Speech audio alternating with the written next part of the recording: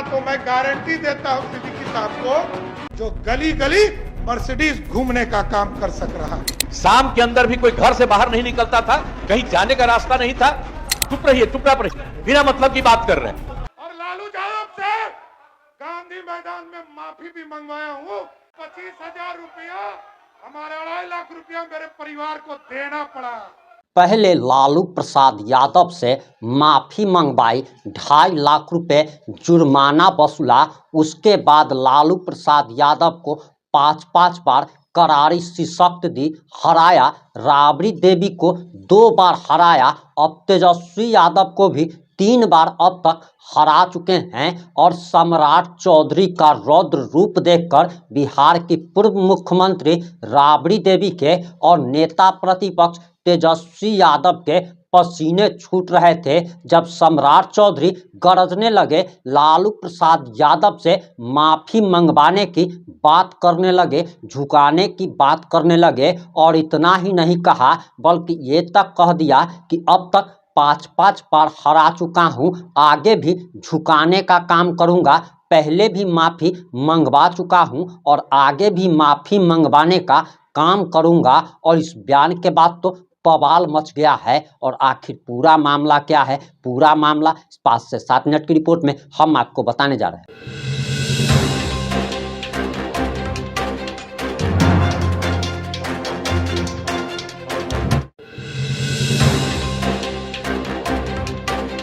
नमस्कार, मैं प्रिंस कुमार सिंह और आप देख रहे हैं पॉजिटिव इंडिया। अगर अभी तक आपने चैनल को सब्सक्राइब नहीं किया है तो खबरों से अपडेट रहने के लिए कृपया चैनल को सब्सक्राइब कर लीजिए। और जो लोग भी ऑलरेडी कर चुके हैं उन तमाम लोगों को सही हृदय धन्यवाद। अब वापस आते हैं अपनी खबर पर और आपको बताते चले कि सम्राट चौधरी गरज रहे थे लालू प्रसाद यादव के बारे में। उन्होंने साफ तौर पर कह दिया कि लालू प्रसाद यादव से वह माफी मंगवा चुके हैं। और इतना ही नहीं बल्कि 2.5 लाख रुपया जुर्माना भी लालू प्रसाद यादव को देना पड़ गया था।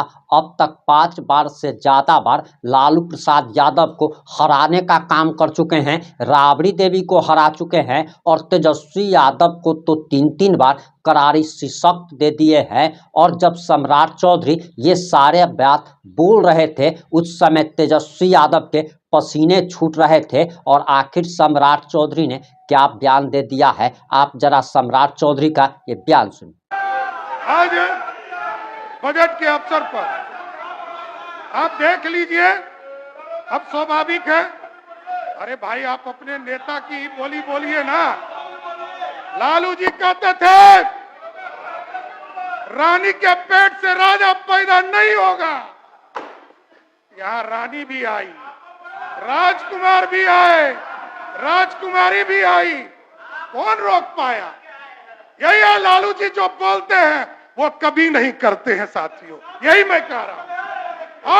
और आप कहते हो ना चुनाव 2005 हराया, 2009 हराया, 2010 हराया, 2014 में कहे ना भी नेता विरोधी दल कह रहे थे अटल जी का सपना कैसे पूरा हो, अकेले लड़े थे ना, 4 आदमी पे टिक गए थे 2014 के चुनाव, याद है ना। और आगे भी एकदम चैलेंज रही है, एकदम 2025 का चुनाव होगा। और आप 2000 और ये कहते हैं, बार बार हमारे छोटे भाई कहते हैं कि अरे आप चुनाव जीतकर कैसे आए। अरे ये तो जानिए 2010 का चुनाव हुआ, यहाँ बैठे हैं ललित जी, पूरा लालू जी का परिवार चुनाव हार गया और सम्राट चौधरी चुनाव जीत कर आया। यह गलतफहमी में कहा, आपके वोट के जलवा को मैं जानता हूं। 99 में लड़ा, कोई वोट आप नहीं दिला पाए। क्या है नेतागिरी?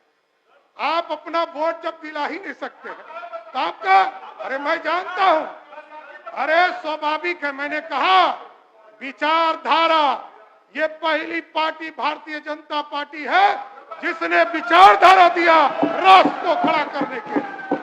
इसलिए पूछा जाता है कि काम कितना बड़ा है और आज रोज आगे बढ़ाने का काम किया जाता है। और इनको पता नहीं है, मैंने कल भी समझाया, इनके नेता को समझाया। ये लोग कहते थे, अच्छा धन्यवाद, आज समझिए कि ये कहते थे कि 2005 के पहले बिहार में कुछ नहीं था क्या? लेकिन आप इस याद कीजिए, आजादी के पहले से पीएमसीएच बना और 1979 में जब सरदार कर्पूरी ठाकुर जी बिहार के मुख्यमंत्री हुए, उनके समय कुछ मेडिकल कॉलेज बने, उसके पहले कुछ मेडिकल कॉलेज बने, लेकिन 1980 से लेकर 2005 तक बिहार में एक भी मेडिकल कॉलेज एक भी नहीं खुला। और आदरणीय नीतीश कुमार जी के नेतृत्व में, मैं सिर्फ बताना चाहता हूं आपको डिटेल से कि 2008 में नीतीश कुमार जी के नेतृत्व में बेटिया का मेडिकल कॉलेज खोलने का काम किया गया, बाबापुरी का मेडिकल कॉलेज खोलने का काम किया गया, पटना में आईजीएमएस का मेडिकल कॉलेज खोलने का काम किया गया, पूर्णिया में मेडिकल कॉलेज खोलने का काम किया गया, मधेपुरा में मेडिकल कॉलेज खोलने का काम किया, समस्तीपुर में मेडिकल कॉलेज खोलने का काम किया गया, छपरा में मेडिकल कॉलेज खोलने का काम किया गया, और अभी प्रगति यात्रा में नीतीश कुमार जी के नेतृत्व में 7 मेडिकल कॉलेज और स्पष्ट तौर पर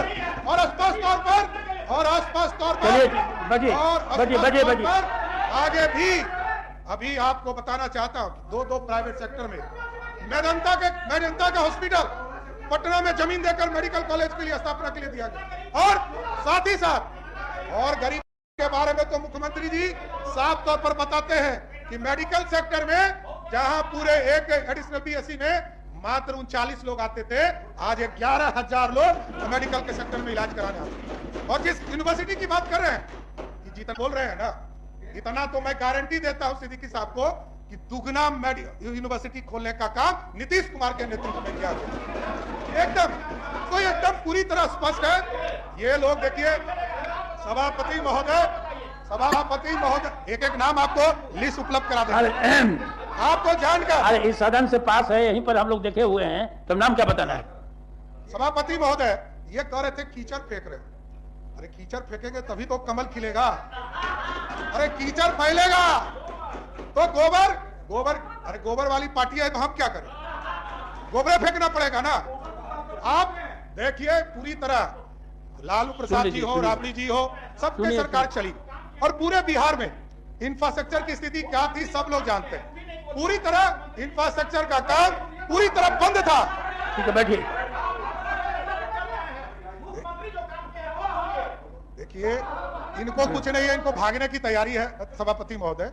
लेकिन नीतीश कुमार जी के नेतृत्व में लगातार आप देख रहे होंगे, पहले इन्होंने तय किया 2006-07 में कि बिहार के किसी कोने से आप चलिए और 6 घंटे में पटना पहुंचने का काम। फिर नीतीश कुमार जी ने तय किया कि हम 5 घंटे में पटना पहुंचने का काम करेंगे, और इस बार हम लोगों ने बजट में तय किया कि अब 4 घंटे में पटना पहुंचाने का काम किया जाए। और अब इनको पता क्या है, ये चारों तरफ इंफ्रास्ट्रक्चर नहीं देख रहे, ये अपने घर से चलते हैं, आधा घंटा पागल भाषण आप नहीं दीजिएगा, आधा घंटा में पटना पहुंचा। पागल भाषण नहीं दीजिए, तो इसलिए इनके पास कुछ नहीं है। सरकार का ये है ये में। और बजट में ये कहते हैं कि खर्चा, आदरणीय सभापति महोदय ये खर्चा की बात करते हैं। और मैं बताना चाहता हूं, ये आपको जानकारी देना चाहता हूं कि जहां 2001-02 में बिहार में 23% खर्चा राशि होती थी, आज 96.6% खर्चा करने का काम नीतीश कुमार जी के नेतृत्व में होगा। और आगे भी मैं बताऊंगा इसको भी विस्तार। आज पूरी तरह लगातार बजट के चीजों को खर्चा करने का काम किया गया। और इनके नेता लगातार आजकल बोलते हैं कि drop rate, school drop rate. और आप समझिए सभापति महोदय, उस सदन में तो उन्होंने कहा कि 3% हो गया था 1994 में, जबकि फैक्चुअल स्थिति यह है कि आज भी राष्ट्रीय स्तर पर हो या केरल के सरकार का हो, वहां भी अभी 3% नहीं हुआ। और हमारे यहां जब 2005 के पहले की सरकार थी तो बिहार में लगभग 60% से अधिक ड्रॉप रेट की स्थिति थी, और बच्चे स्कूल जाते थे और नाम कटाकर घर चले जाते थे। लेकिन आज नीतीश कुमार जी के नेतृत्व में बिहार आगे बढ़ा और आज ड्रॉप रेट 30% से नीचे 20% के आसपास आ गया। चलिए, और ये गरीबी रेखा की बात करते हैं। गरीबों की चिंता कौन किया? गरीबों की चिंता करने वाला कोई दूसरा नहीं है, आदरणीय मुख्यमंत्री नीतीश कुमार जी के नेतृत्व में। जहां 2005 में बिहार में लगभग 54.34% जो है बिहार के लोग गरीबी रेखा में आते थे, आज लगभग 20 वर्षों के शासन काल में नीतीश कुमार जी के नेतृत्व में वो 55% से घटकर 33% गरीबी रेखा में जीवन व्याप्त करने वाले लोग हो गए। और ये कहते हैं कि बजट की स्थिति क्या है। आप देखिए, आपको मैं सिर्फ बताना चाहता हूं कि भारत सरकार ने जितनी राशि पिछले सुनिए पूरे 10 साल में 2004-5 से लेकर 2014 तक 2,79,000 करोड़ रुपया भारत सरकार की यूपीए सरकार ने बिहार को दिया। और आज मैं गर्व से कहता हूं कि नरेंद्र मोदी की सरकार ने 2014 से अभी तक लगभग 13.5 लाख करोड़ रुपया बिहार को मदद के तौर पर देने का। क्या ये लोग बोले। और अभी आप समझिए, इसी साल 2,45,000 प्रधानमंत्री आवास योजना बिहार को स्वीकृत किया था। और आदरणीय मुख्यमंत्री जी का जब आग्रह गया कि बिहार को पैकेज के तौर पर राशियां मिल रही, इसमें प्रधानमंत्री आवास योजना को भी जोड़ा जाए। तो हम आपको बताना चाहता हूं कि आज पूरे देश में बिहार को 2,45,000 प्रधानमंत्री आवास की योजना के जगह पर 7,80,000 प्रधानमंत्री आवास योजना देने का काम किया। और ये कहते हैं कि बजट का स्वरूप क्या है। आपको बताना चाहते हैं, आज यदि बजट बन रहा तो भारत सरकार की मदद से लगभग 1,93,000 करोड़ रुपया हमको रेवेन्यू के तौर पर, ग्रांट के तौर पर भारत सरकार देती है। और लगभग 55,000 करोड़ रुपया हमको या तो बैंकों से या जो भारत सरकार के इंटरेस्ट फ्री लोन है उससे लेते हैं। और लगभग जिस तरह 2005 में पूरे बजट का स्वरूप 23,000 करोड़ था, आज मैं कहना चाहता हूं कि 68,000 करोड़ रुपया बिहार का अपना रेवेन्यू हो गया। ये बढ़ाने का काम सरकार।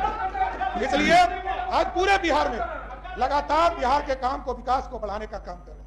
और ये कहते हैं घूसखोरी, ये कहते हैं अब जो आदमी जिस पार्टी का नेता मंत्री बनाने के लिए जमीन लिखाता हो, जिस पार्टी का नेता विधायक का टिकट देने के लिए जमीन लिखाता हो, नौकरी देने के लिए जमीन लिखाता हो, वो पार्टी ये कहती है ये अपने आप में दुर्भाग्य है। और मैंने कल कहा, राजा हरिश्चंद्र की तरह हम लोग को प्रवचन दिया जा रहा है। और जिस पार्टी के नेता जो मुख्यमंत्री रहे उनको चार्जशीट भी किया, जनता दल की सरकार थी। और जब वो जेल गए तब भी जनता दल की सरकार थी। और आज भी रोज वो जेल जाने का काम कर रहे हैं। इसलिए मैं तो जाइए देखिए, आज लगभग नीतीश कुमार जी के नेतृत्व में सभी सेक्टर में लगातार छात्रवृत्ति के लिए, और आप देखेंगे सभापति महोदय, अपने 15 साल में लोग छात्रवृत्ति नहीं बढ़ाए। नीतीश कुमार जी ने पूरे बिहार के छात्रों को, चाहे दलितों को, अब तो नौकरी जो व्यक्ति जिस पार्टी के द्वारा नौकरी जो है सिर्फ जमीन लेने के बाद ही दिया जाता हो, वो करे। और नीतीश कुमार जी का शासन ऐसा है, बैठने कौन कह रहा है। नीतीश कुमार जी के राज्य में, जहां नीतीश कुमार जी के शासन काल में, आप याद कीजिए सभापति महोदय, 2005 के पहले 1990 से लेकर 2005 तक बिहार में मात्र 94,000 लोगों को सरकारी नौकरी दी। नीतीश कुमार जी के शासन काल में 2005 से लेकर 2020 तक 7.5 लाख लोगों को सरकारी नौकरी देने का। और 2020 में जब 7 निश्चय पार्ट 2 आदरणीय मुख्यमंत्री नीतीश कुमार जी ने घोषणा किया, तब से आज तक लगभग 10 लाख को सरकारी नौकरी दे चुके नीतीश कुमार की सरकार। और आगे नीतीश कुमार जी ने घोषणा किया है कि पहले 10 लाख सरकारी नौकरी, 10 लाख रोजगार देने की बात थी। अब आदरणीय नीतीश कुमार जी ने कहा है अब 50 लाख रोजगार और सरकारी नौकरी देने का काम किया जाएगा। ये हाफ सेंचुरी पूरा का काम किया जाएगा, क्योंकि उनके नेता तो बेचारा पूरा जीवन काल में 50 गो रन पूरा नहीं कर पाया, लेकिन हमारे नेता तो लगातार हाफ सेंचुरी मारने का काम कर। ये लोग कहते हैं खटारा बिहार। हम तो ये कहना चाहते हैं कि आदरणीय नीतीश कुमार जी के नेतृत्व को जब 2005 में बिहार मिला था तो पूरी तरह खटारा बिहार था। आज नीतीश कुमार जी ने ऐसा बिहार बनाया है जो गली गली मर्सिडीज घूमने का। आपने सम्राट चौधरी का बयान बड़े ही ध्यान से सुन लिया होगा। अब आपकी क्या प्रतिक्रिया है, अपनी प्रतिक्रिया जरूर दीजिएगा। जुड़े रहे हमारे साथ। जय हिंद, जय भारत।